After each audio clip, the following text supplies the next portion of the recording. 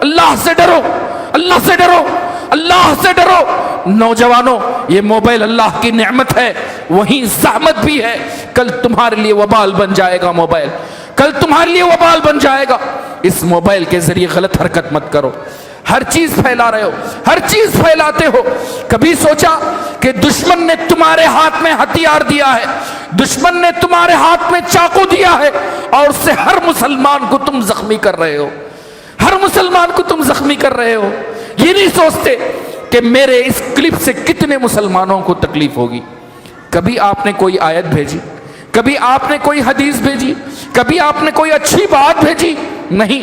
نہیں سوچتے ہو یونیک ہو، سب سے پہلے میں اس پر آگے بڑھوں۔ نعوذ باللہ۔ تو یہ جو وائرل چیزیں ہوتی ہیں، کمال اس میں نہیں ہے کہ آپ بھی اس کو وائرل کریں، کمال اس میں ہے کہ غلط ہو تو اس کو روک لیں اور اس کے بارے میں سنجیدگی سے سوچیں، سنجیدگی سے سوچیں، مسلمانوں کو پریشان نہ کریں۔ میرے رسول اللہ صلی اللہ علیہ وسلم فرماتے ہیں من اشار الی اخیہ بحدیدۃ، صحیح مسلم کی روایت ہے، جس نے اپنے بھائی کو لوہے کا اشارہ کیا، چاقو کا اشارہ کیا، فرشتے اس پر لعنت بھیجتے ہیں۔ ہمارا اسلام امن کا پیغمبر ہے، پیس کا پیغمبر ہے، پیس دیتا ہے۔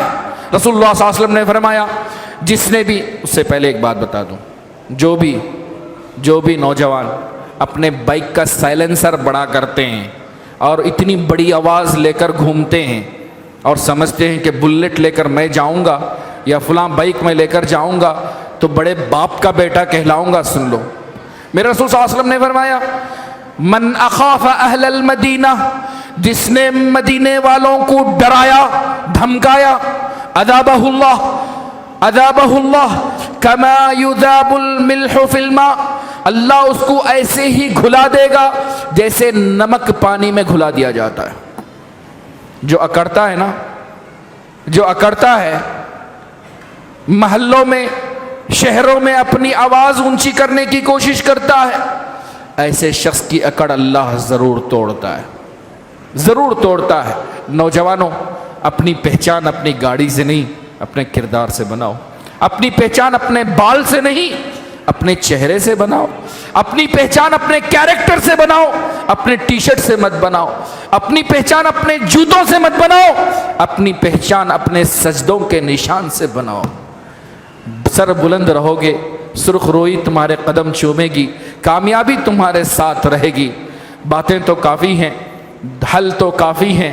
ایک عقل مند کے لیے، ایک مسلمان کے لیے یقیناً سب سے بڑا حل اللہ پر ایمان ہے، پختہ ایمان ہے، اللہ پر بھروسہ ہے۔ بھروسہ رکھو، مومن ہو تو اللہ ضائع نہیں کرے گا۔